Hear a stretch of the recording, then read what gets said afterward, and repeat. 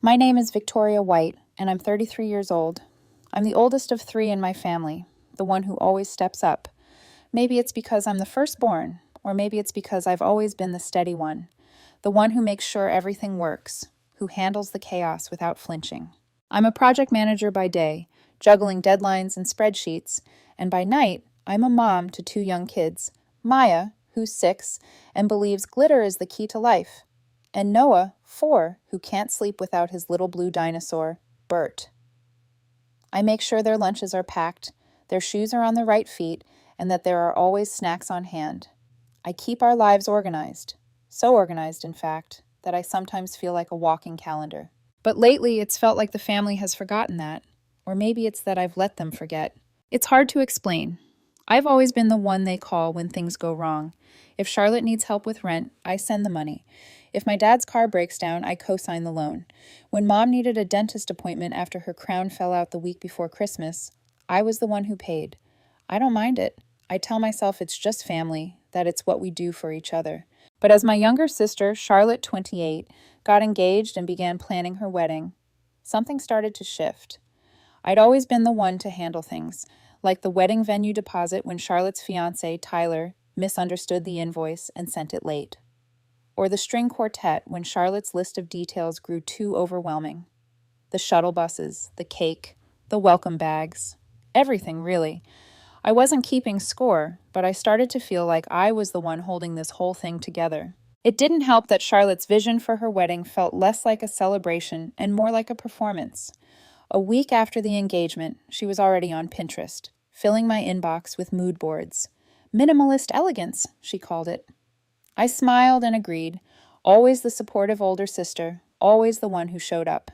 And then, on a Tuesday evening, everything shifted. I was kneeling on the kitchen floor, assembling a cardboard rocket for Maya's school project when my phone buzzed. Family group chat. I glanced down at the screen, my heart already picking up speed. There was the usual flood of wedding photos and details, and then, in the middle of it all, a new message bubble, just for me. Don't show up to the wedding with your kids. That was it. No greeting, no context, just an order.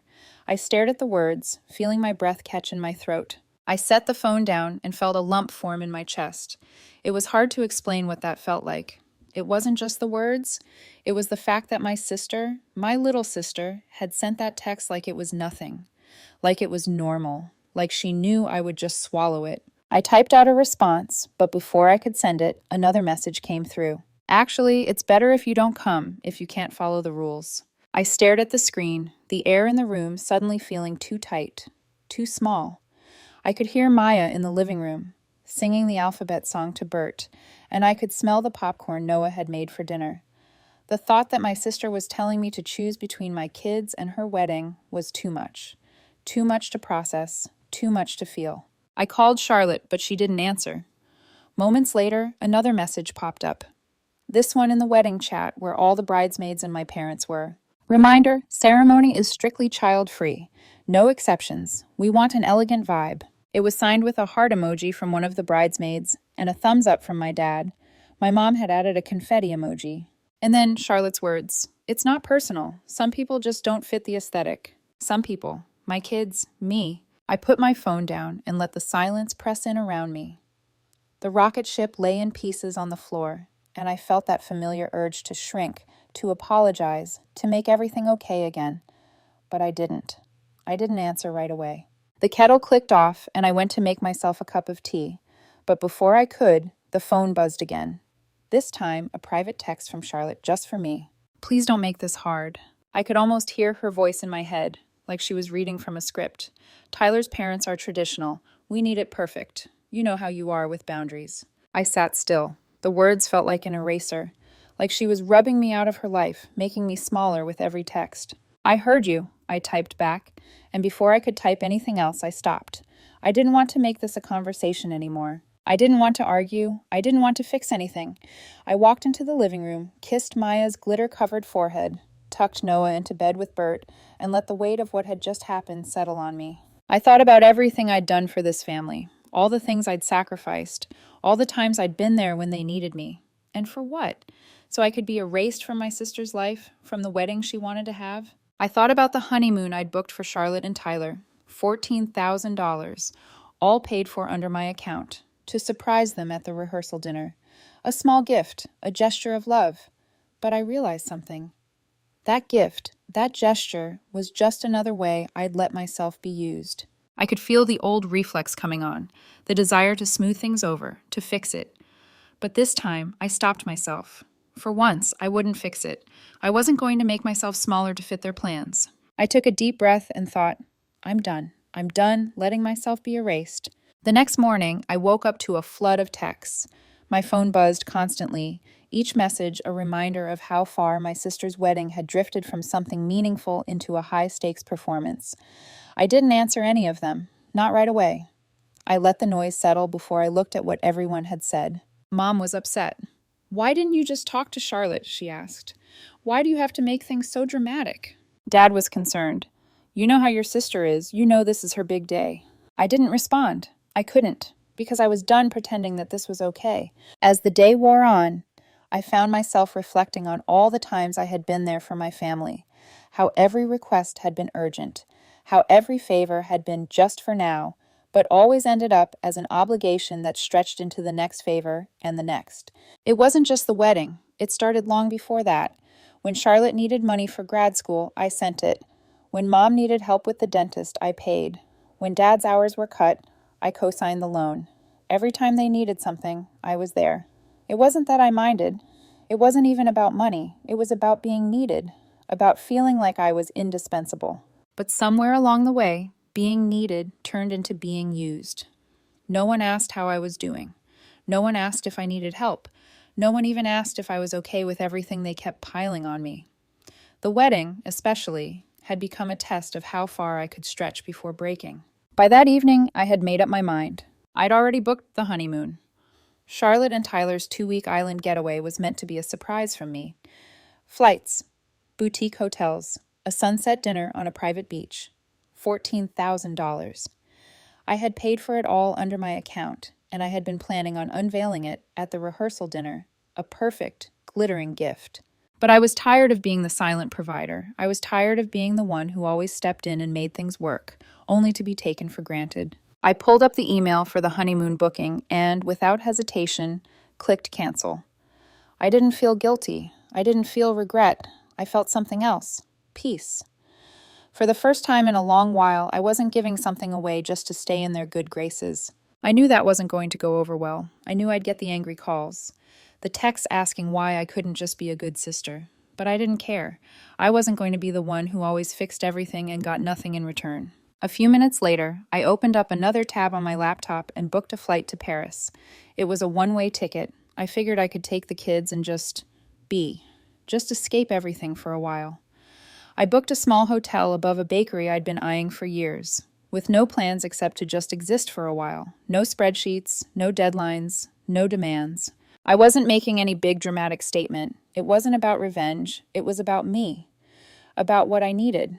I closed the laptop, feeling a strange sense of finality. No more doing for others at my expense. No more trying to make things right when they were never wrong. It felt like I had let go of something heavy, a weight I didn't even realize I was carrying. The days leading up to the wedding were a blur. My phone was still blowing up. I ignored it. I didn't engage with anyone. Not Charlotte, not Mom, not Dad.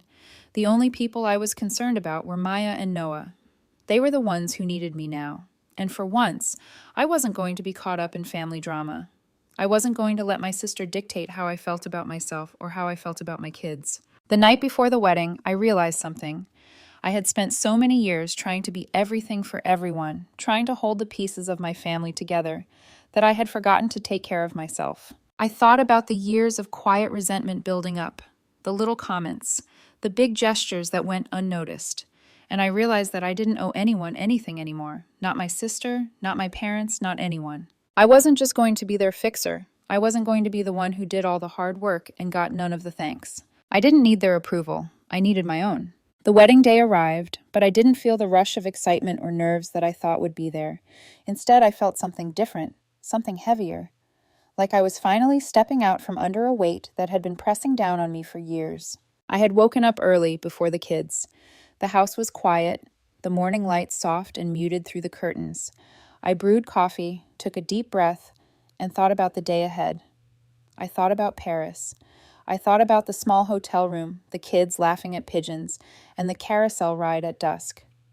I thought about what it meant to be present in my own life again, to not just be the person who gave and gave until there was nothing left. But my phone buzzed again. It was Mom. "Victoria, what's going on? You're going to let this tear our family apart?" The message made me pause, but I didn't answer. I couldn't. I had made a decision, and no one was going to talk me out of it. I wasn't going to be the one who always cleaned up the mess, who always did the emotional heavy lifting. I was done. By noon, my phone had 29 missed calls. By 3:00 p.m., 61.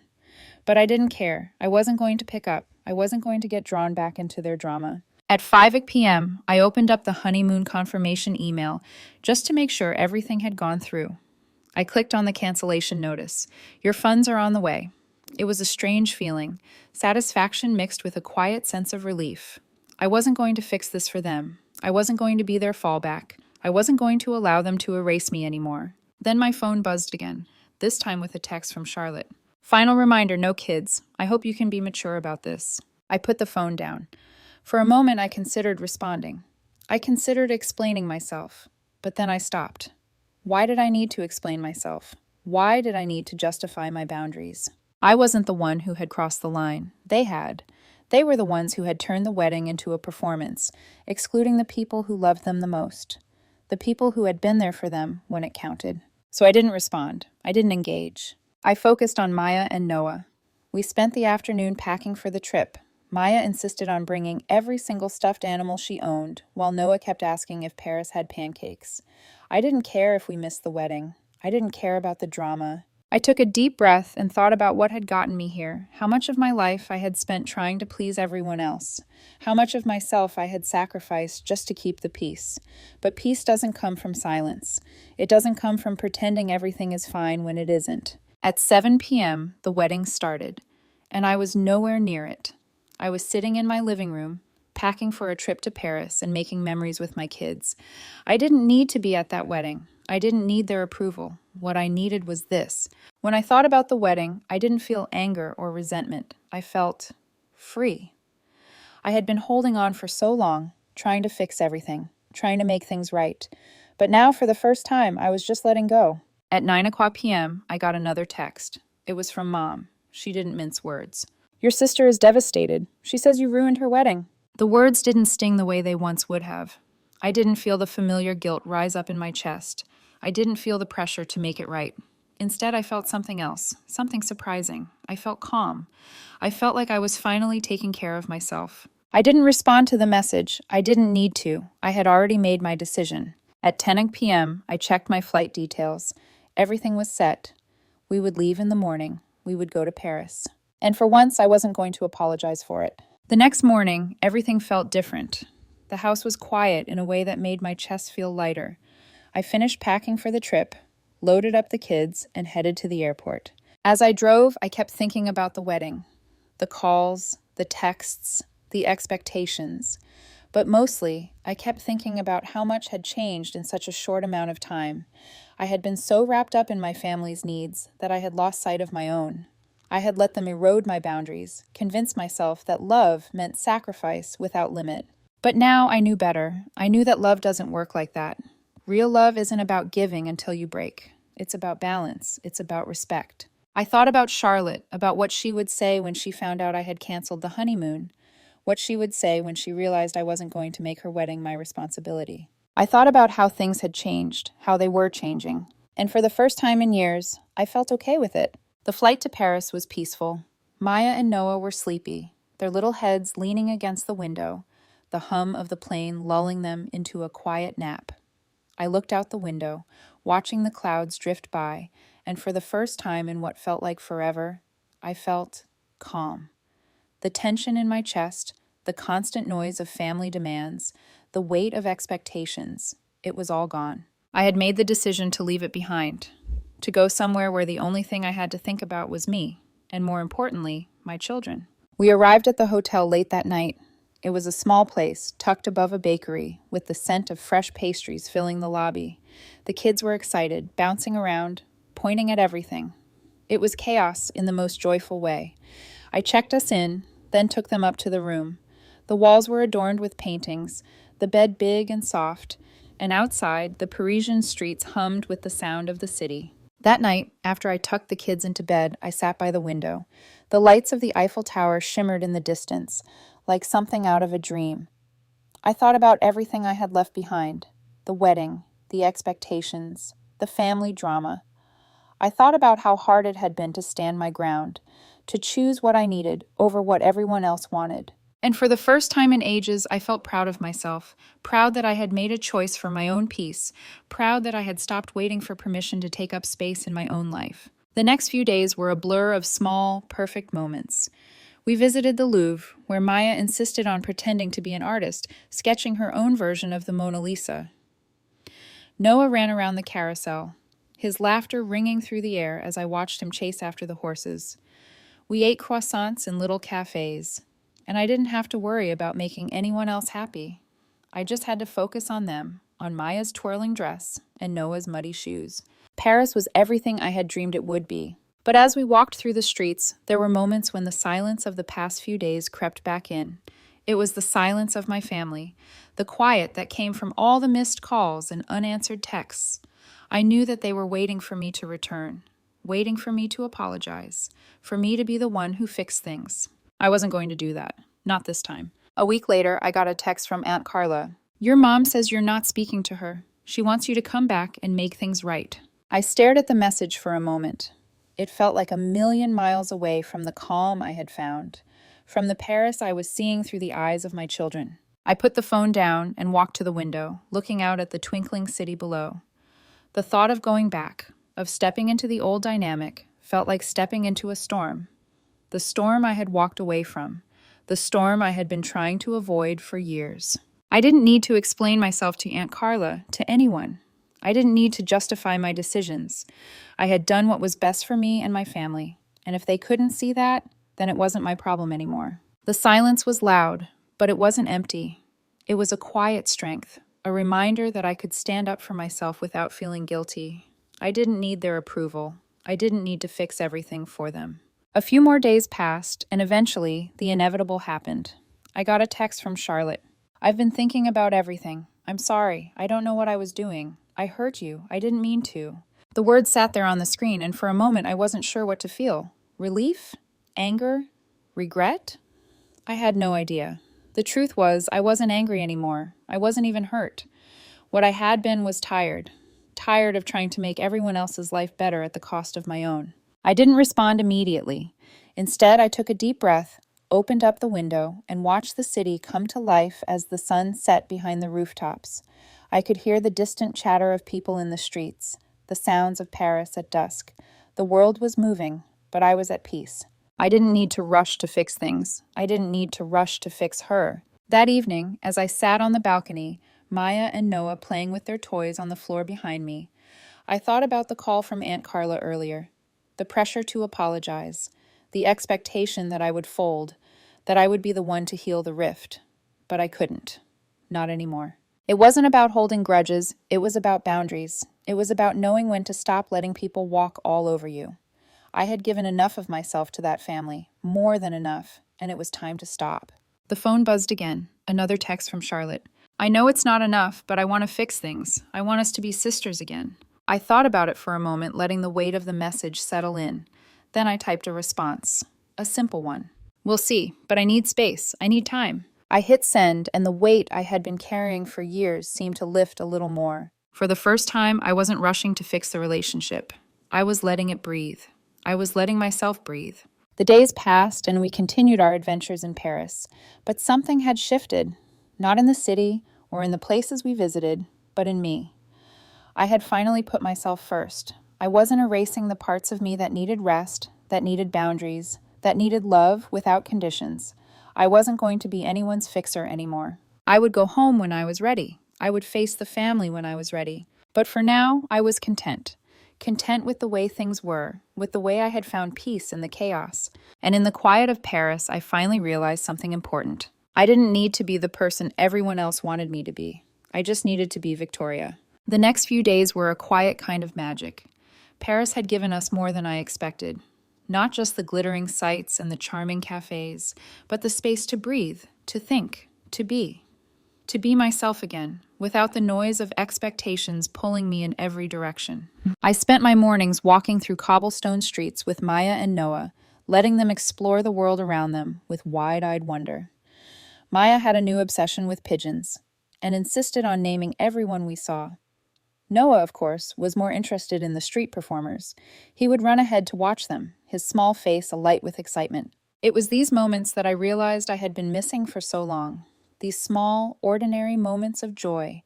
I had been so consumed with keeping everyone else happy, with fixing their problems, that I had forgotten what it felt like to just live in the present, to not have to worry about what anyone else thought of me, to just enjoy the simple pleasure of watching my children grow.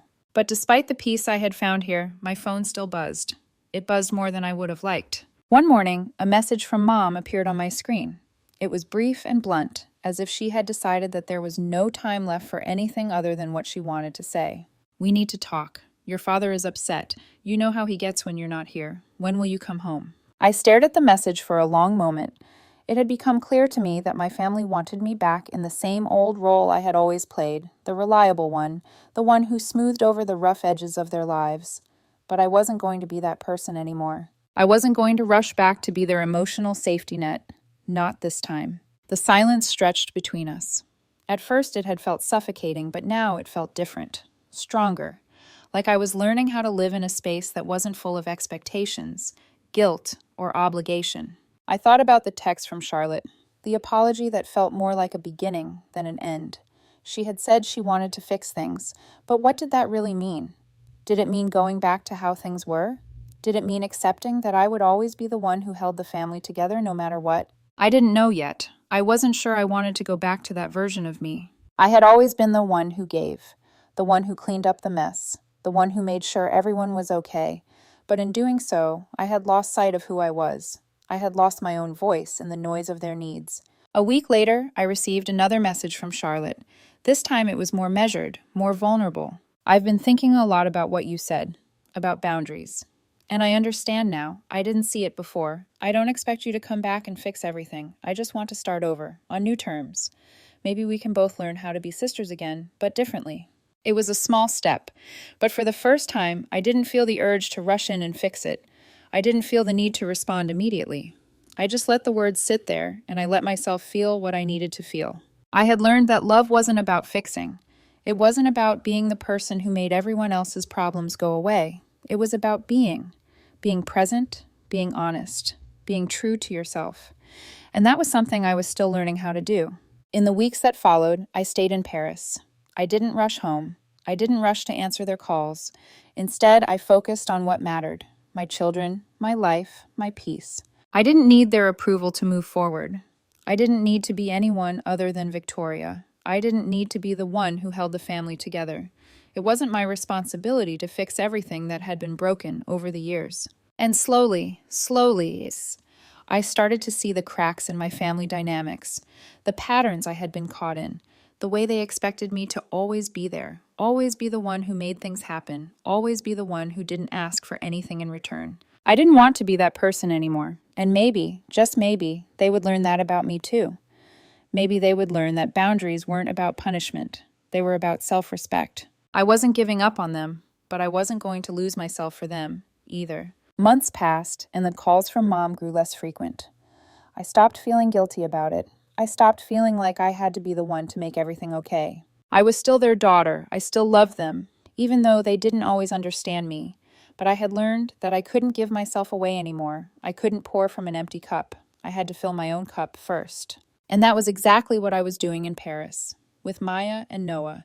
We built memories that didn't come with strings attached. We laughed, we explored, we simply were. One morning, as I sat on the balcony of the small Parisian hotel, watching the city come to life below me, I thought about everything that had happened. The wedding, the family drama, the apology from Charlotte. And then I thought about how far I had come. I had learned the hard way that love, real love, didn't require sacrifice without limit. It didn't require me to erase myself to make others comfortable.